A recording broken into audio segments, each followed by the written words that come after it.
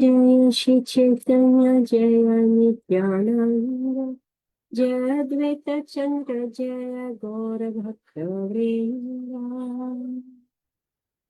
जय जय श्री चैतन्य जय नित्यानंद जय अद्वैत चंद्र जय गौर भक्त वृंद जय जय श्री चैतन्य जय नित्यानंद जय अद्वैत चंद्र जय गौर भक्तवृंद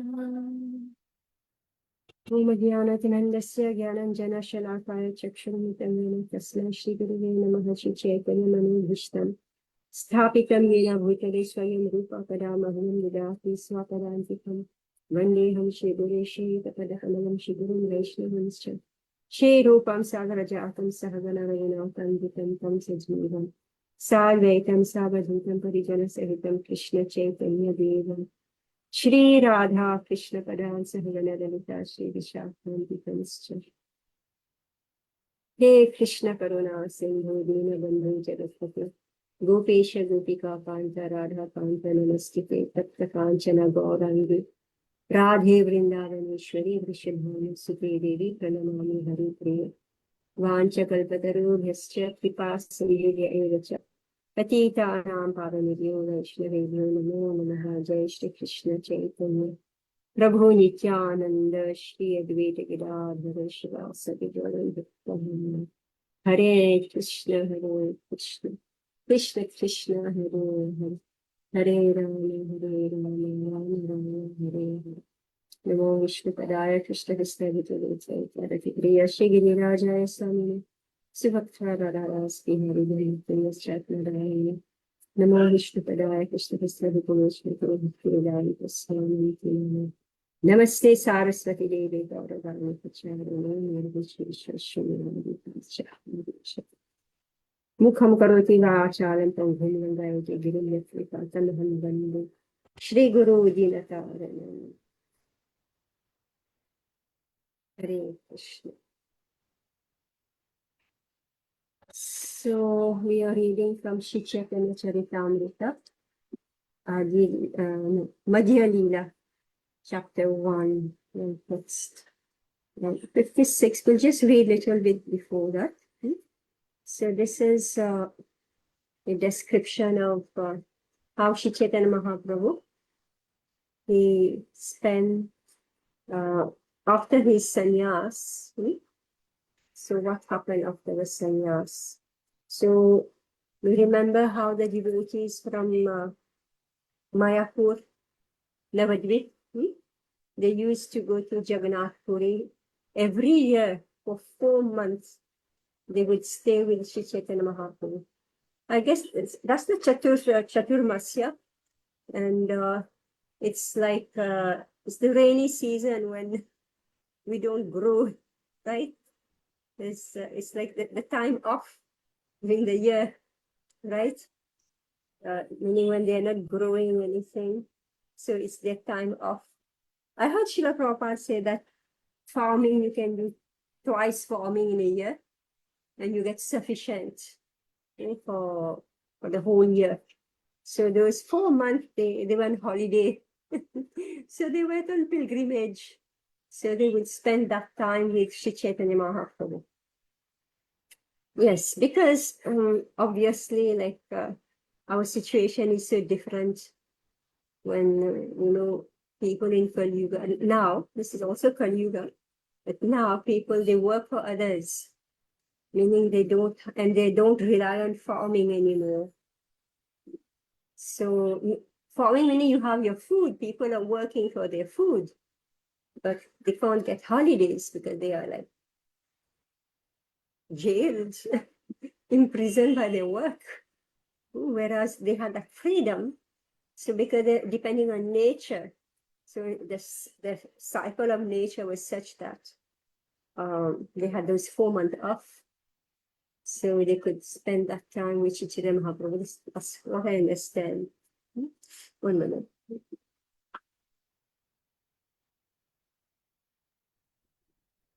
So Text 51, then we'll go on ahead. The last 10 years were simply devoted to relishing the pastimes of Krishna in separation within the heart of the Lord. In the attitude of separation, Lord Chaitanya Mahaprabhu appeared mad both day and night. Sometimes he laughed, and sometimes he cried, sometimes he danced, and sometimes he chanted in great sorrow. At those times, Sri Chaitanya Mahaprabhu would visit Lord Jagannath. Then his feelings exactly corresponded to those of the gopis when they saw Krishna at Kurukshetra after long separation. Krishna had come to Kurukshetra with his brother and sister to visit. Remember the story, it is a story of Rath Yatra. When Chaitanya Mahaprabhu used to dance before the car during the festival, he always sang the following two lines. I have gotten that Lord of my life for whom I was burning in the fire of lusty desires. So it seemed that Chaitanya Mahaprabhu is singing a love song. This is cinema love song. So what was that? Okay, Anupama Madhya, you want to read with text 56? Hare Krishna, Mataji, Dhanvat Pranam. ए धूया गाने नाचे ना द्वितीय प्रहार कृष्ण लाना व्रज जाई ए भाव अंतर. Translation and purport by His Divine Grace Srila Prabhupada, all glories to Srila Prabhupada. Lord Chaitanya Mahaprabhu used to sing this song, Shaita Parananatha, especially during the latter part of the day, and he would think, let me take Krishna and go back to Vrindavan. This ecstasy was always filling his heart. Purport. Being always absorbed in the ecstasy of Srimati Radharani, Sri Chaitanya Mahaprabhu felt the same separation from Krishna that Srimati Radharani felt when Krishna left Vrindavan and went to Mathura. This ecstatic feeling is very helpful in attaining love of God in separation. Sri Chaitanya Mahaprabhu has taught everyone that one should not be overly anxious to see the Lord, but should rather feel separation from Him in ecstasy. It is actually better to feel separation from Him than to desire to see Him face to face. When the gopis of Vrindavan, the residents of Gokul, met Krishna at Kurukshetra during the solar eclipse, they wanted to take Krishna back to Vrindavan. Sri Krishna Chaitanya Mahaprabhu also felt the same ecstasy as soon as he saw Jagannath in the temple or on the Rath Yatra car. The gopis of Vrindavan did not like the opulence of Dwarka. They wanted to take Krishna to the village of Vrindavan and enjoy his company in the groves. This desire was also felt by Sri Chaitanya Mahaprabhu, and he danced in ecstasy before the Rath Yatra festival when Lord Jagannath went to Gundicha. Text 57. ए भावे नित्य मधे पद एक श्लोक शेष श्लोकेरा अर्थ केहा nahi buje lok. In that ecstasy, Sri Chaitanya Mahaprabhu recited a verse when dancing in front of Lord Jagannath. Almost no one could understand the meaning of that. य कुमार हर स एव हि वरस्ता एव चैत्र शपस ते चोन्मिलिता मालती सुरभ्य प्रौधा कदम्बानि बानिलः सा चैवास्मि तथापि तत्र सुरता व्यापार लीला विधौ रेवारूढसी वेतसी तरुतले चेत समुत्कान्थते. That very personality who stole away my heart during my youth is now again my master. These are the same moonlit nights of the month of Chaitra. The same fragrance of malati flowers is there, and the same sweet breezes from the Kadamba forest. In our intimate relationship, I am also the same lover, yet still my mind is not happy here. I am eager to go back to that place on the bank of the Reva, under the Vetasi tree. That is my desire. This verse appears in the Padyavali 386, an anthology of verses compiled by Srila Rupa Goswami. E shloka arthe rajane ekala swarupa, deve se vatsara tahan gya chena rupa. This verse appears to be the hankering between some ordinary boy and girl, but its actual deep meaning was known only to Swarup Damodar. By chance, one year Rupa Goswami was also present there. Yes, Anupama Mishra, you want to read? That's 59, 60. Hare Krishna. प्रभु मुखे लोक सुनी श्री रूप गोसानी से श्लोकेर अर्थ श्लोक करिला तथाई. Although the meaning of the verse was known only to Swarup Damodar, Rupa Goswami, after hearing it from Sri Chaitanya Mahaprabhu, immediately composed another verse that described the meaning of the original verse. Shloka kari eka tala patrete likhiya apana vyavasara chale rakhila gunjiya. After composing this verse, Rupa Goswami wrote it on a palm leaf and put it on the roof of the thatched house in which he was living. Shloka rakhi gela samudra snana karite hena kale aila prabhu tanare milite. After composing this verse and putting it on the roof of the house, Srila Rupa Goswami went to bathe in the sea. In the meantime, Lord Chaitanya Mahaprabhu went to his hut to meet him. Haridasa Thakur Ara Rupa Sanatana Jagannatha Mandirena Yana Tina Jana. To avoid turmoil, three great personalities, Haridas Thakur, Srila Rupa Goswami, and Srila Sanatan Goswami, did not enter the temple of Jagannath. It is still the practice of the Jagannath temple not to allow those to enter who do not strictly follow the Vedic culture known as Hinduism. Srila Haridas Thakur, Srila Rupa Goswami, and Srila Sanatan Goswami had previous intimate connections with Muslims. Haridas Thakur had been born in a Muslim family, and Srila Rupa Goswami and Srila Sanatan Goswami having given up their social status in Hindu society, had been appointed ministers in the Muslim government. They had even changed their names to Dabir Khasa and Sakar Malik. Thus, they had supposedly been expelled from Brahmin society. Consequently, out of humility, they did not enter the temple of Jagannath, although the personality of Godhead Jagannath, in his form of Chaitanya Mahaprabhu, personally came to see them every day. Similarly, the members of this Krishna conscious society are sometimes refused entrance into some of the temples in India.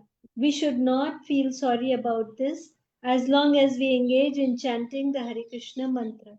Krishna himself associates with devotees who are chanting his holy name, and there is no need to be unhappy over not being able to enter a certain temple. Such dogmatic prohibitions were not approved by Lord Chaitanya Mahaprabhu. Those who were thought unfit to enter the Jagannath temple were daily visited by Chaitanya Mahaprabhu, and this indicates that Chaitanya Mahaprabhu did not approve of the prohibitions. To avoid unnecessary turmoil, however, these great personalities would not enter the Jagannath temple. This is all history. It's all history, like how Sanatan Goswami and Rupa Goswami. They're from Saraswat Brahmana community, but they accepted the role of ministers in the Muslim government to protect the Hindus, what we call Hindus, right? Otherwise, those emperors, they would have harassed the Hindu society. And similarly, like I was just reading, about the Rajput, you hear Indradyumna Swami's Yatra, now Bhakti Rasamrita Maharaj, his Yatra. So much they're speaking about, the past and how temples have been destroyed, etc., etc. And then, so the Rajput, just imagine, here they've been expelled. There's two brothers who are from Brahman family, they were expelled from Hindu society. The Rajput kings, they gave their daughters in marriage to the Mughal emperors. Can you imagine? Why they did this? To protect the Hindu society, so that these Mughals don't attack the Hindu society. This is how much they sacrifice. So therefore, these two classes, the Brahmanas and the Kshatriyas, they are the protectors of the general population. So they sacrifice huge. They are not appreciated. And here we see how the Hindu society ostracized Sanatan Goswami and Rupa Goswami. They ostracized them from the Hindu society, not appreciating at all what sacrifice they have done. And similarly, the Rajput, they sacrifice their status, and so they allowed just to keep peace in the society. So there are the selfless workers, you could say, the true true Brahmana and the true Kshatriyas. They're selfless workers. And so what I'm saying there, it's like thankless. It's absolutely completely thankless, their work for society. So, but here we see the inner thing that's happening. So the external Hindu society, they're just expelling them. But the inner Sri Chaitanya Mahaprabhu, he is accepting them, and he made them become Goswami. Haridas Thakur, Sri Chaitanya Mahaprabhu named him as the Nam Acharya. And I don't know whether we already read, but when Haridas Thakur left this world, Mahaprabhu himself took his body and buried his body. He did the samadhi of his body. And Rupa Goswami and Sanatan Goswami, Sri Chaitanya Mahaprabhu, see, Mahaprabhu is a Brahman, right? Right? Mahaprabhu, Sri Chaitanya Mahaprabhu, he's Brahman. He's coming from Brahman family. He's a sannyasi, all right? Now he is going to the house of Rupa Goswami and Sanatan Goswami, who have been ostracized from the Hindu society. All right? So I hope I have sent the link somewhere. Study nectar devotion. We must study nectar devotion. It is the principle that it's Urmila Mataji who's giving online class. Let me send it immediately. Maybe I have posted it on other group. So those of you who haven't studied nectar devotion, so please you attend those classes. Okay, here it is from. Okay, let me post it.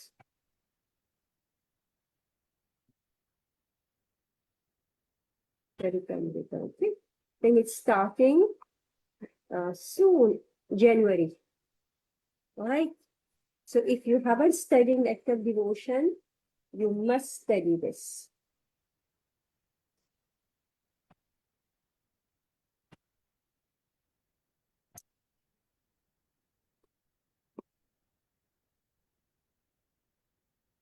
Yeah. So after putting, so here, so we find how this, so Sri Chaitanya Mahaprabhu, he's going to Sanatan Goswami and Rupa Goswami, and he's meeting them. So on what principles? So those principles are given in nectar devotion.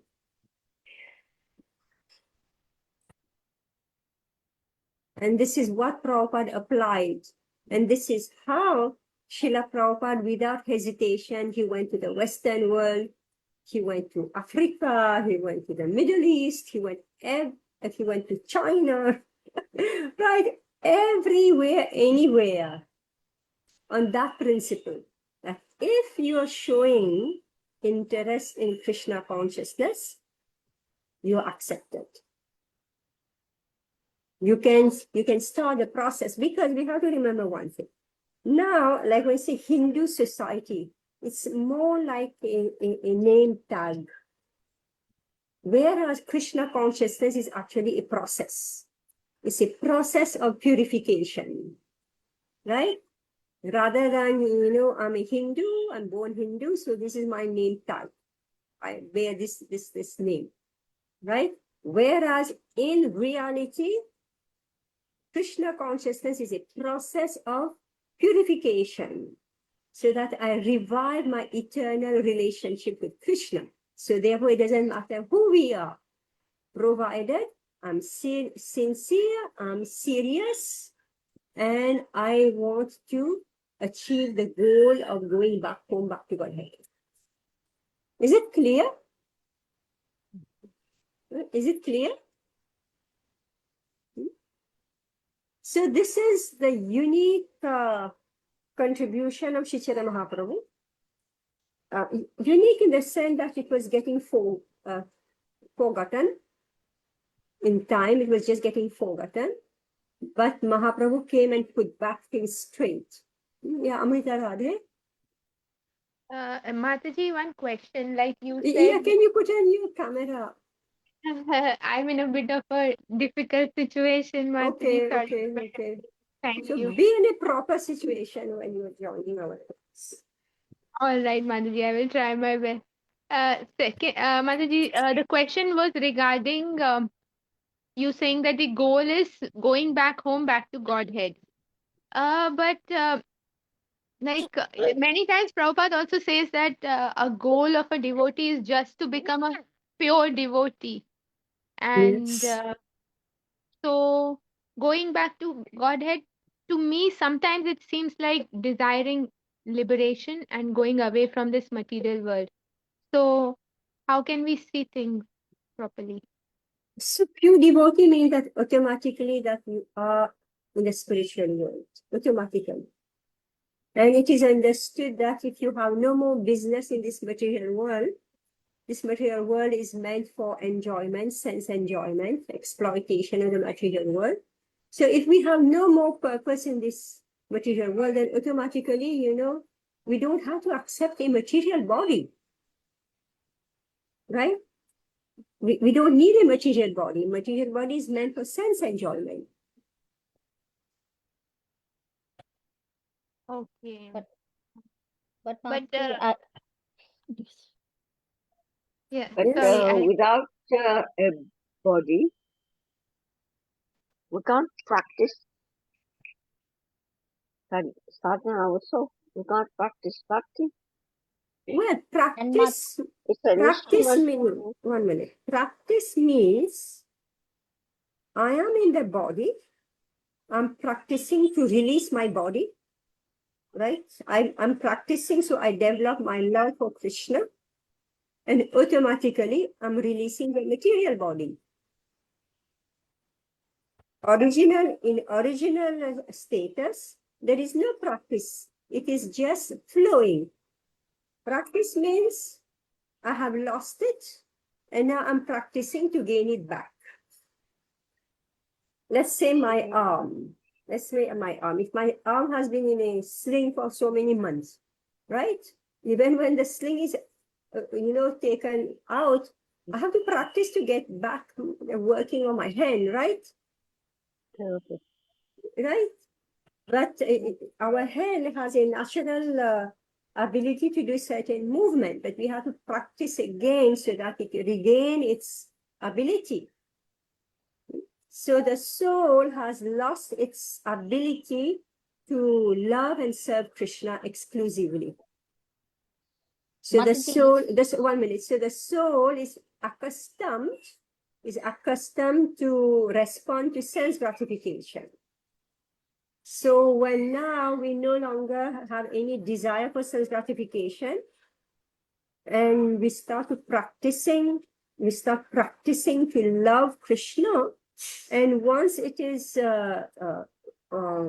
achieved, this goal is achieved to serve Krishna, then I don't need the material body. Devahuti.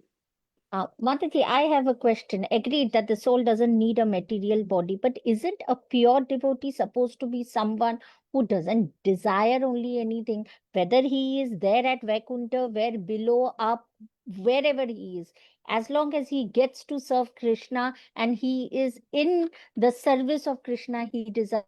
So it's immaterial to him whichever planet he goes. I mean, of course, Vaikuntha or Golok is the ultimate.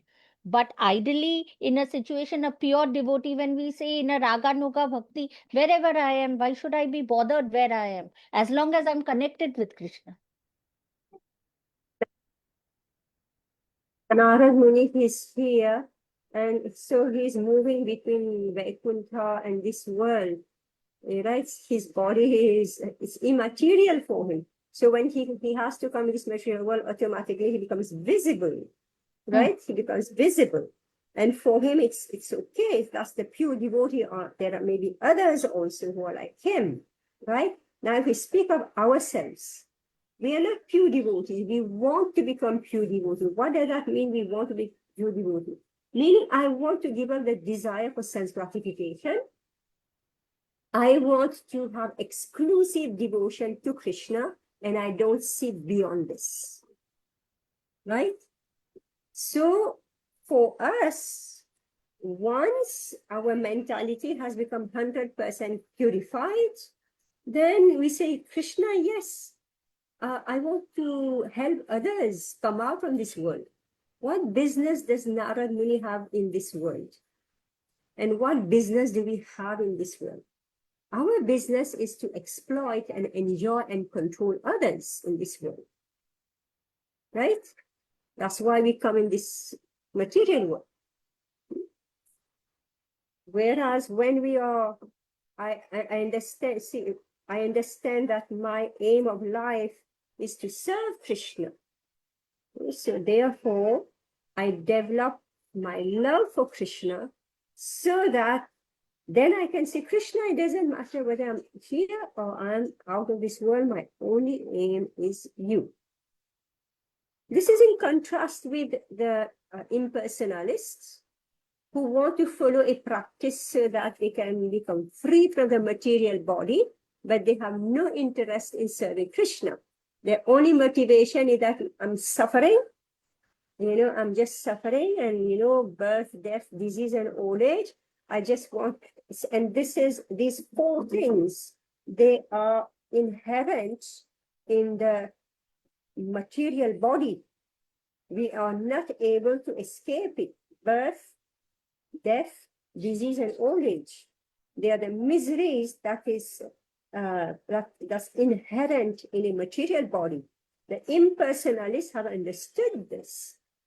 They have understood this, and they say, so what is it that's creating the material body? It is my desires to manipulate this world. So therefore, what do? They say, no, I don't want to do any work.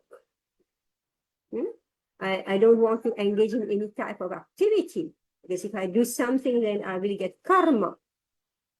So their method is, they study the Shastra, they understand what is the body, what is the soul, and then they look for a means by which they can come out from the cycle of birth and death. So they find two ways. One, they will adopt Ashtanga Yoga. Ashtanga Yoga is a mechanical system by which the jnani can come out from the cycle of birth and death. And now, because Ashtanga Yoga is no longer feasible, can no longer be practiced in Krishna, in this Kali Yuga. So do you know what they do? They turn to bhakti. Bhakti is simple process, easy to practice. So therefore, you are not able to recognize who's a real bhakta and who's an impersonalist. So we've read about the Sahajas. The Sahajas, they take things cheaply. They pretend to be devotees. They pretend to be Raganuga devotees when they have no philosophical background. So already this is cheap practice of Raganuga Bhakti. And then you've got Ragatmika Bhakti, cheap practice of Ragatmika Bhakti. Then you got the impersonalist. They are thinking that I will use, so I will chant, I will dance, and I will read Bhagavatam, I will become a great Vachak. But at the end of it all, I'm going to become free from the cycle of birth and death, and then bye-bye Krishna, I'm not interested in you. So they're pretenders. So therefore, Sri Chaitanya Mahaprabhu is very strong on this point. He's saying, na dhanam, na janam, na sundarim, kavitam va jagati shakamai. I don't want any of these. What do I want? I only want your devotional service.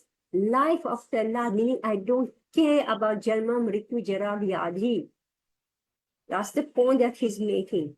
But we should understand, as real, genuine bhakti yogi practitioners, we should understand that I must become convinced that my body is it's not required for me to be in this material world. This is the number one thing. We have to understand that this material body is superfluous to the soul. And the real dharma of the soul is to serve Krishna. But by misfortune, Ainanda tanuja kinkaram patitam mam vishame bhavam budho. Right? By my great misfortune, I have fallen in this ocean of birth and death. Now pick me up.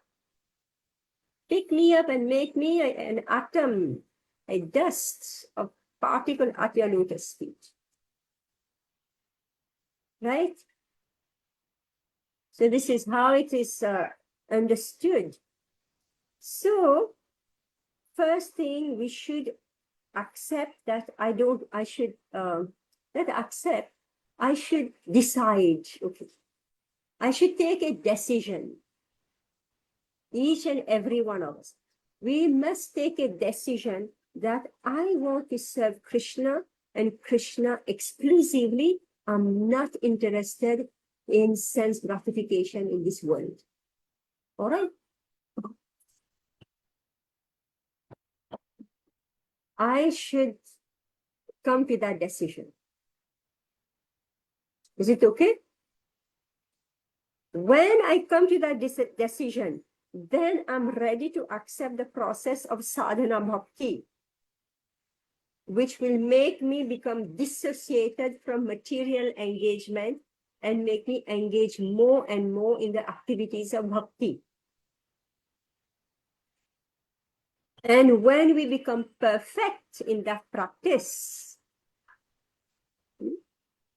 so this perfection in that practice may take a number of lifetimes because we are habituated to sense gratification.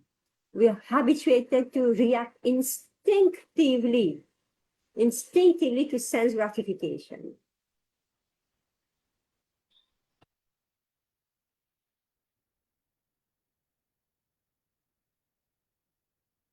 So therefore, it is very, so it takes a long time, meaning that my 100 years is not sufficient. But it is accumulating. The practice of bhakti is accumulating. We are not going back. And even if I trip and fall, Krishna is giving me a supporting hand and pushing me back again. Is this what we have studied so far in all our Bhagavad Gita? Is it true what I'm saying now? Please, each and every one of us, let's come to an agreement. Otherwise, how we proceed? Huh?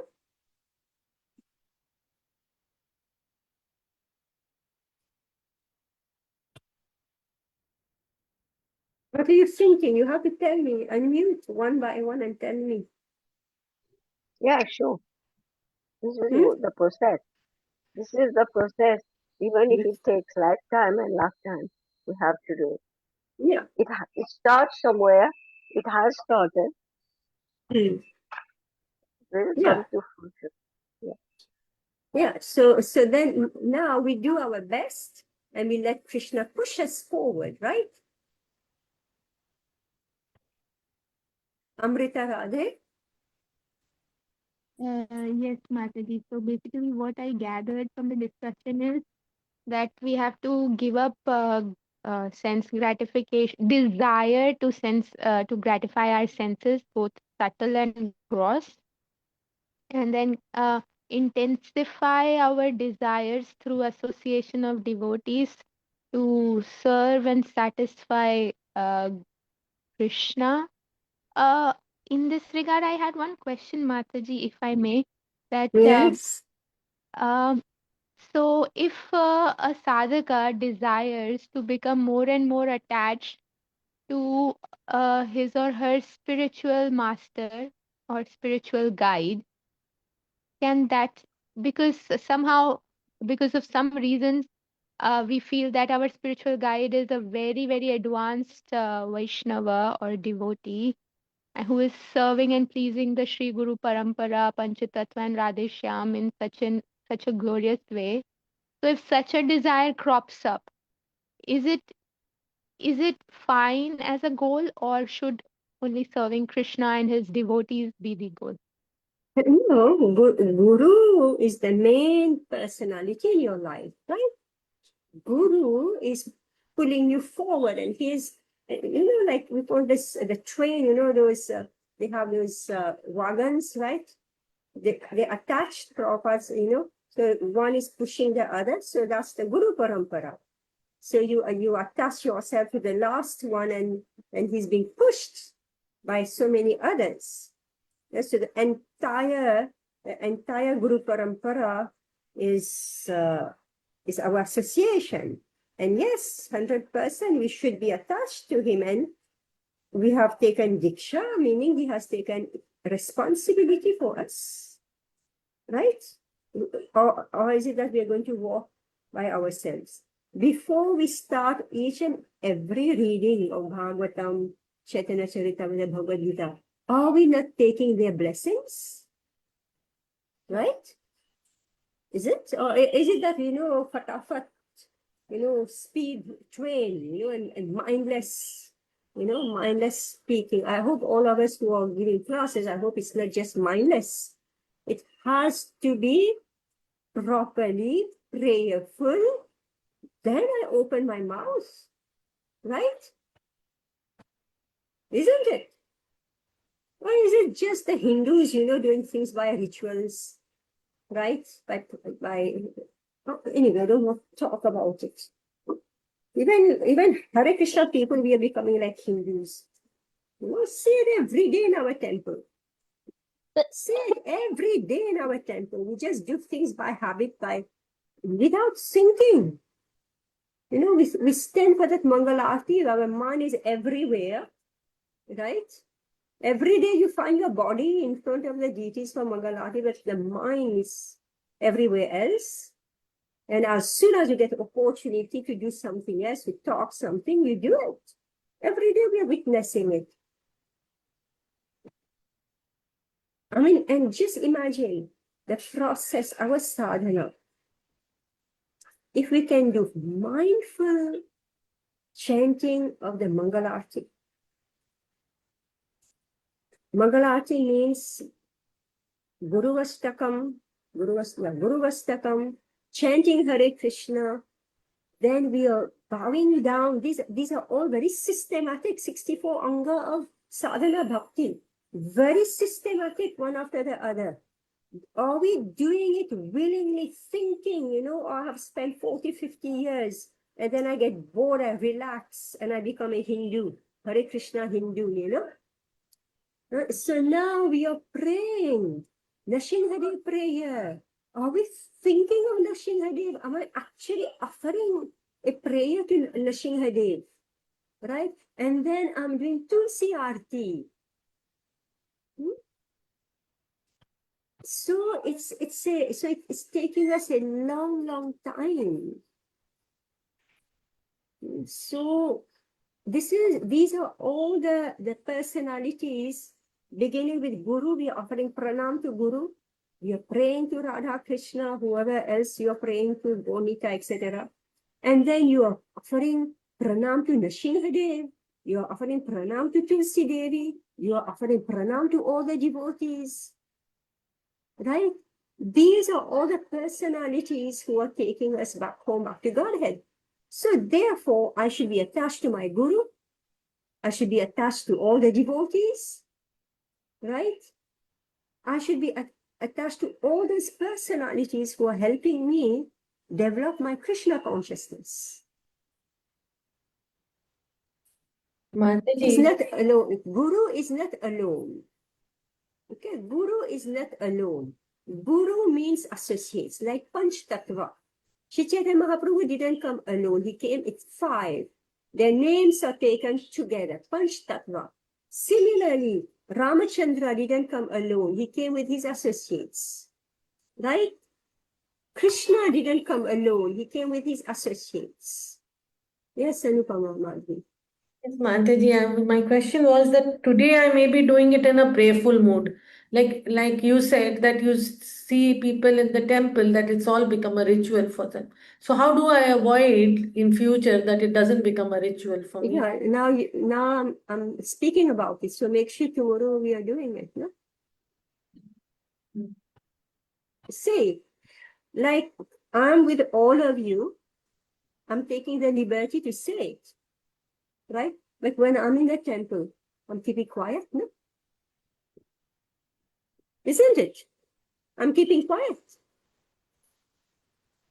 But whereas I'm with you, somehow you're asking questions. So therefore, I'm pointing out all these things.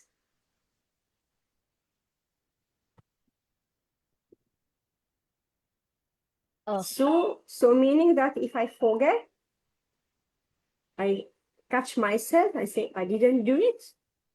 Catch myself next day. As soon as I forget, again, remember, it's the practice. This is what we call sadhana bhakti, the practice using the body, using the mind, right? Engaging the body and mind in doing devotional activities. Yeah, Devahuti. Going back, not to the one originally that you were talking, what I could gather is you basically trying to say that some or the other way, the body is the biggest impediment between us and the Lord.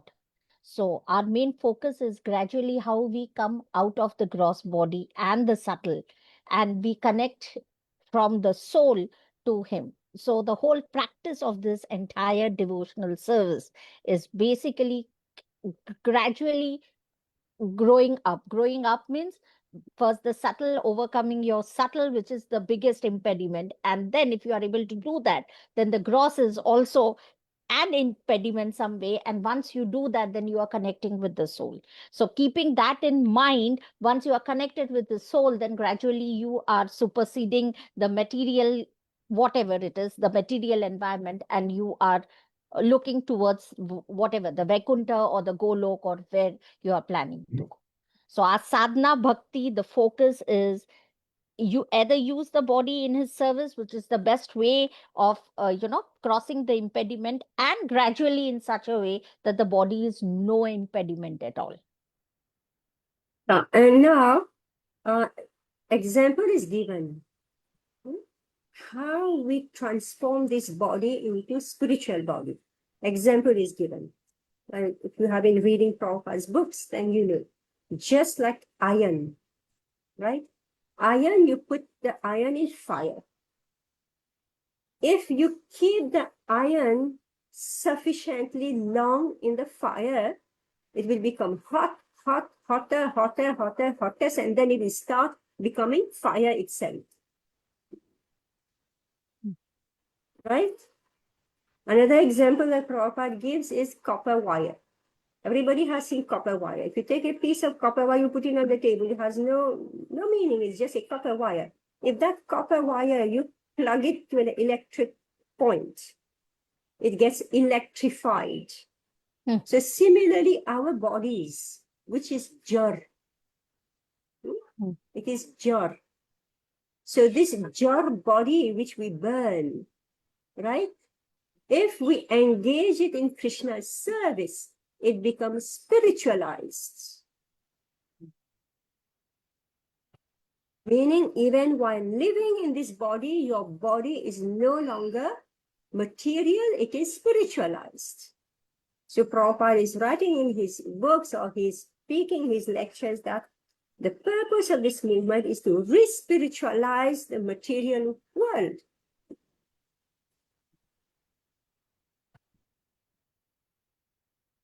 So we got stuck on this point of Hindus because they lost their soul.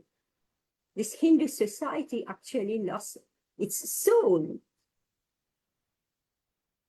Right? And when we are speaking of Sanatan Dharma, are they practicing Sanatan Dharma?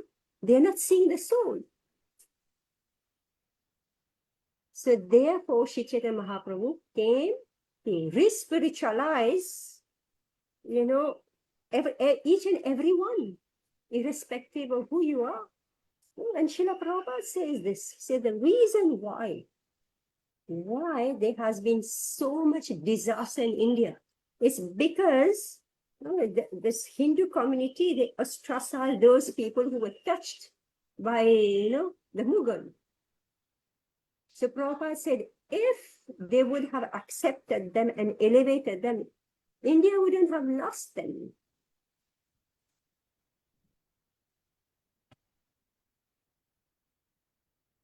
And now so much disaster is happening.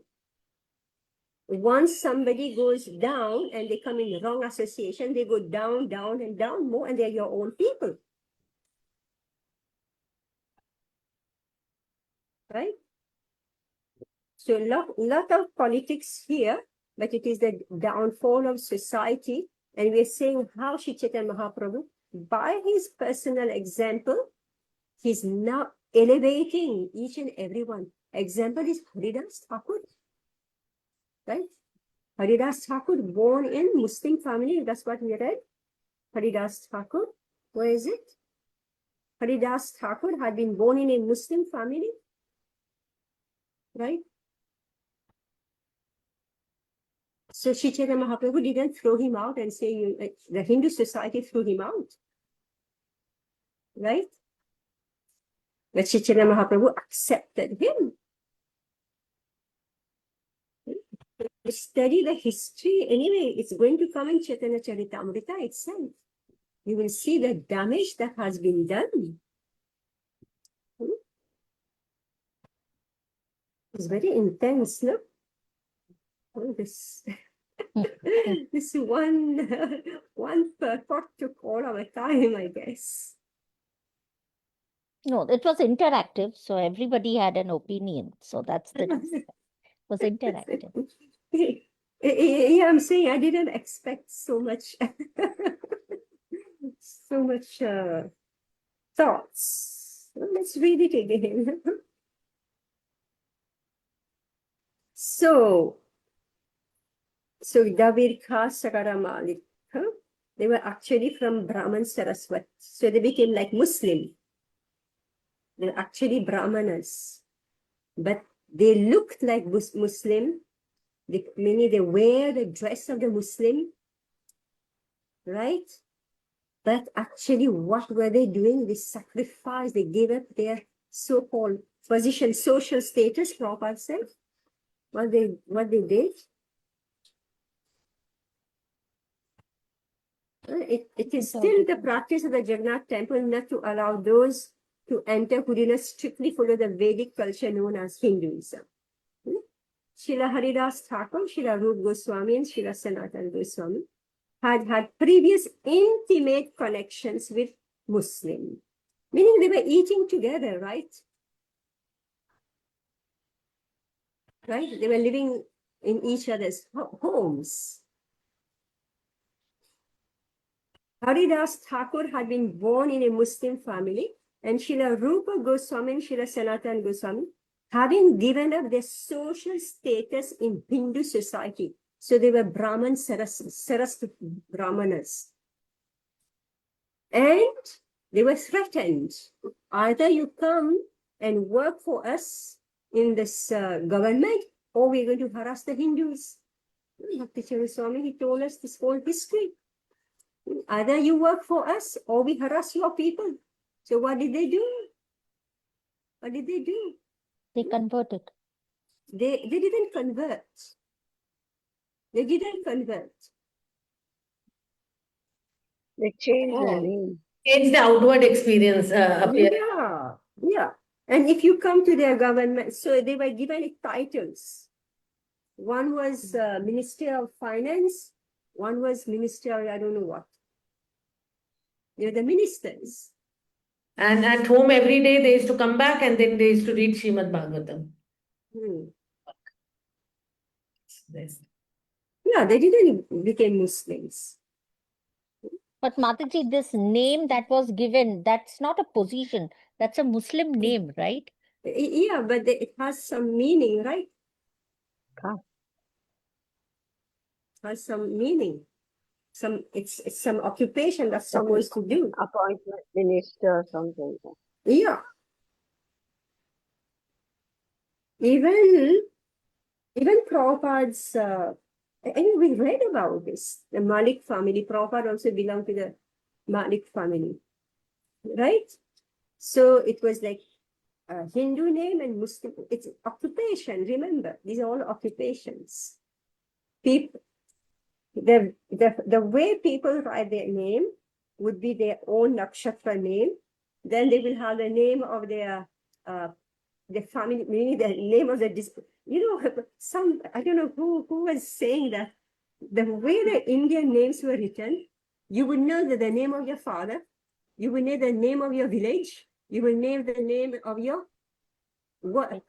What's your profession, right? What is your occupation? What's your father's name, mother's name, your country's name, your village name, and your occupation, right? In one name, you will know everything.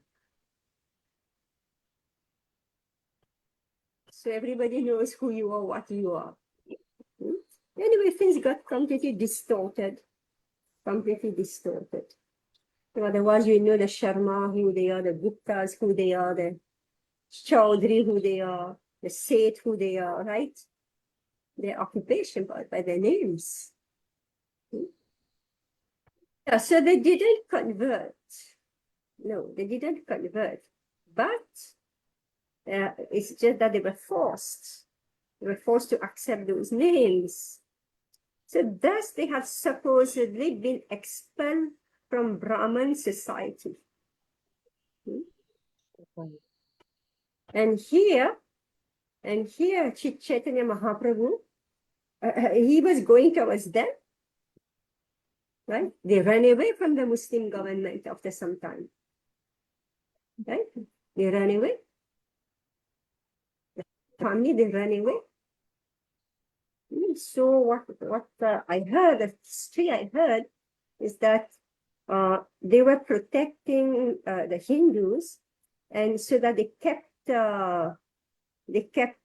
this Nawab Hussain Shah, right? They kept him like in check.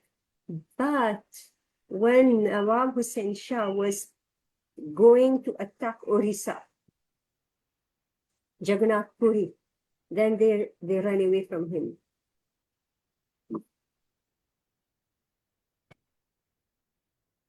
Okay, so should we conclude now? That was, I think, let me check. See what it says here, to avoid turmoil. To avoid turmoil.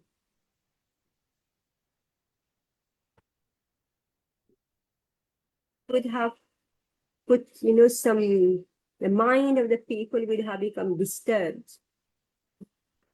Like right here in our temple, one devotee, a preacher, somebody came in the temple and he says, you can't enter unless you had a bath.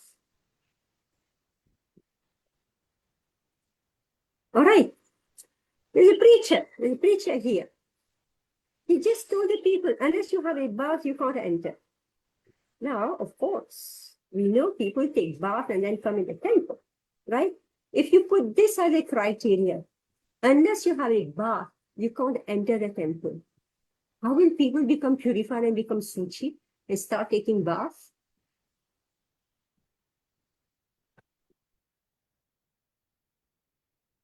I preached for a number of years, and then gradually, devotees started taking bath twice a day. In the beginning, they thought it's only once a day.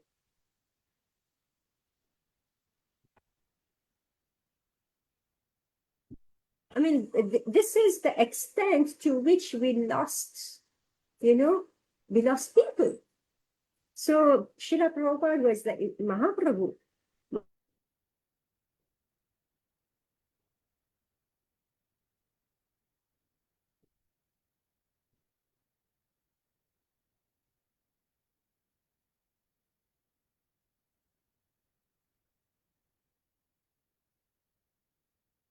Mataji, we've lost her, no? We lost Mataji. Yeah, I think she's frozen. Frozen, yeah. Didi, you're frozen.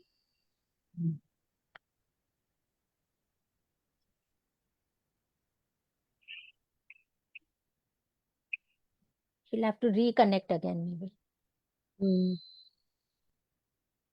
I did not get the point she was making. Can somebody explain? She said that we have to take bath. Is it strictness which is a problem, or that we must state this as a rule? When the preacher said you can come into the temple without taking a bath, then what was she trying to convey? I thought she वो was बोल trying to say that, Gay, this is also a gradual process. As devotees, we never took bath twice, but gradually we progress from one time to two times. So if you outrightly say people, you cannot come into the temple if not taken bath, who knows who's taking bath in the first place? To be honest, even if I go and say I've taken bath three times, it's between I say and you hear. Are you actually witnessing me taking a bath? So, well, Anyway, yeah. So I'm just saying, oh, what happened there? We can't see you. Yes, Mataji. Yeah. yeah, Yeah. yes. So I'm just saying this is what happened. No, so what is the Yes. I do not understand the point you're making. Yeah, I'm just saying that Chaitanya Mahaprabhu, he's not putting all those rules and regulations, right? Yes. He's not putting all these rules and regulations. He's just saying, come to the temple and learn how to take baths. Once you come in, then you will learn the process, and you will change, because we got gradually through association we gave up the good habits. That's what has happened. So that's why, like when we join the Krishna consciousness movement, there is one section in our teaching called Bhakti Sadachar. In Bhakti Sadachar, Anubhava Mami, please post Bhakti Swami's lectures on Bhakti Sadachar. All right? It's so basic. It is about cleanliness. It is about getting up early. It is about brushing your teeth, combing your hair, right? Taking care of your clothes. Basic things. Keeping your room clean, keeping your this, which was just basic. But we lost it in time. So 4 pillars of dharma, one of them is cleanliness. And in Kali Yuga, the pillar of cleanliness is broken. Right? So in the Krishna consciousness, so we are not making this, Mahaprabhu is not making this, that this is a prerequisite for somebody to start the practice of Krishna consciousness. He's not making this the prerequisite. But once you come, then you will learn. Right? So here the Hindus, they threw out the gems. Right? They actually threw out the gems. It's because of the association with the Muslim. Yeah, so they threw them out. And Chaitanya Mahaprabhu came and picked them back. Like that, so many gems. And Prabhupada has done the same. Prabhupada has done the same. Let's leave aside the West. I mean, Prabhupada picked up the gems among the Westerners, and they have become our gurus, right? Yeah. So many of them, they become our gurus. When we preach, we should embrace all. Once they come and hear and they come into the process, then automatically things will happen. Yes, by training. Srila Prabhupada is saying you train somebody in the process. And a candidate who's coming, we give him the chance, we give her the chance. Becomes develop good habits. Is it clear? I mean, this is very, very helpful. I mean, it's going into so much details now. So please, I have sent this link if you want to register for Nectar Devotion online with Urmila Mataji. It's done through the VIH. So join this course. This is your chance now. And in Hindi also, I had posted somewhere. Those who wanted to join in Hindi, I had posted on the group. Nectar Devotion. So please. Okay, thank you very much. Hare Krishna. Hare Krishna. Hare Krishna. Happy Shakal 2026 to everyone. Hare Krishna. I'm checking whether we check the pass in the boat. Hare Krishna. Prabhupada. Jai.